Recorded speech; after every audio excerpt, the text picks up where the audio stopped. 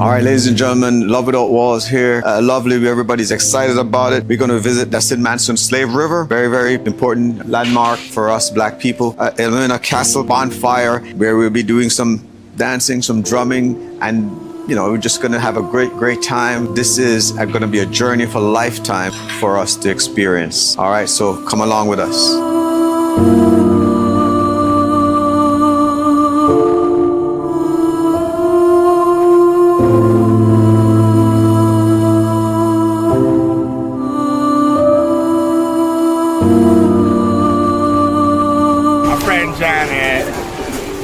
Jamaica Jan.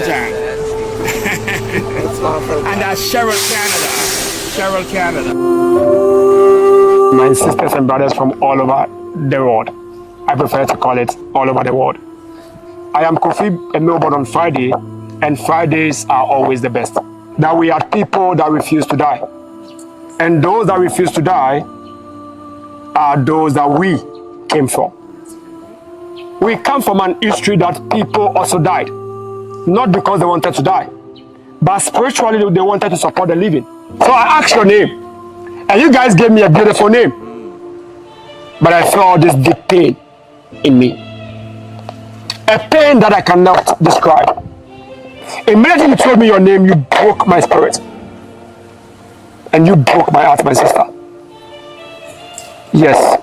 Because when I saw you and I asked your names, I was hoping you to tell me your name is Kwame, your name is Mensa, your name is Kofi, and I was hoping you tell me you're coming from Ghana, you are coming from Togo, you are coming from Benin, you are coming from Nigeria.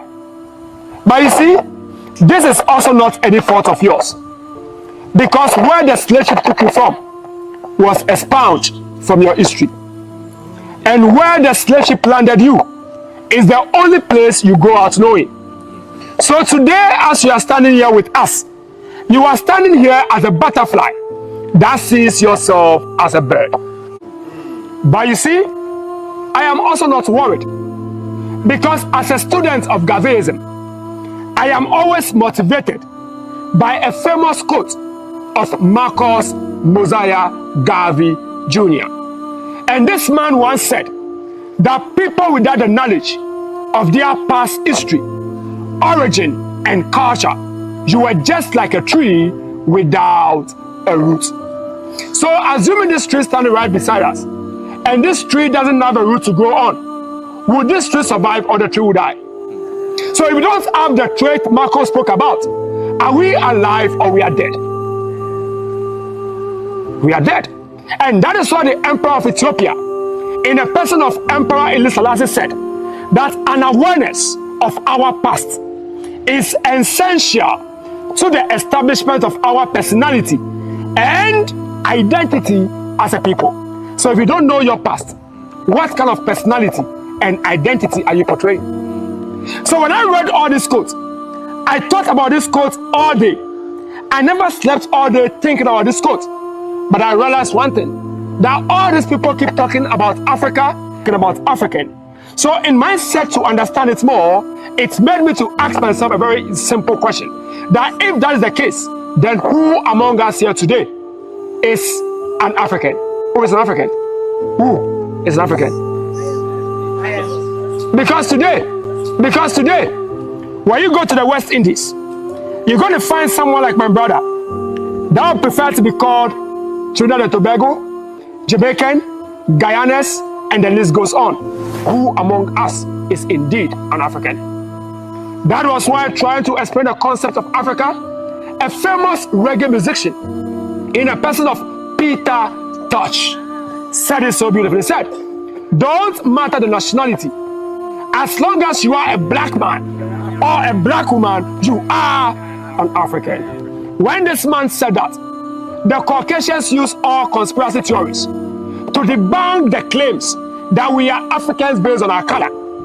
But the first president of Ghana, in a person of Dr. Kwame Nkrumah, it was that man that brought that debate to an end. Because according to him, there is one unique thing that we all share. Look, I have it, you have it, you have it, you have it, and you have it. And you know what that is? the African DNA. So Kwame Nkrumah said, not because you are born in Africa that makes you an African. We are African because African is born in us. They ate without food and water. They walk in chains and shackles, barefooted and half naked. 7 months before they could get to this market. We the men, we don't even understand this journey. We are going to observe a minute of silence for all our brothers and sisters who lost their lives during the trade, on the Middle Passage, through segregation, through discrimination, through police brutality. And after which I would say, may the souls of the ancestors rest in peace. And all of us here will be responding by saying Ashe. Ashe simply means may it come to pass.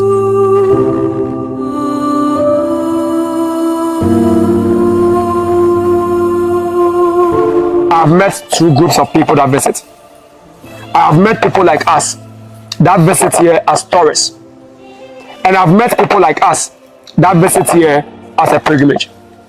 I don't know which one you fall into, but I believe you know why you made this journey.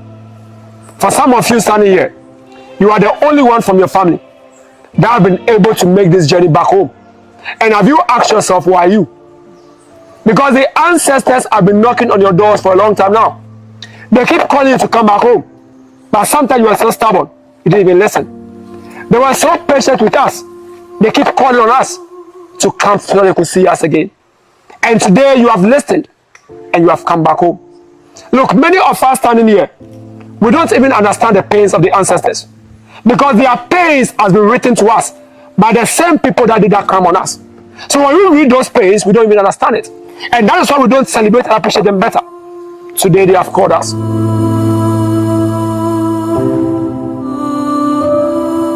We should never see ourselves as being chained, because they fought and the chains were off. So today we are free.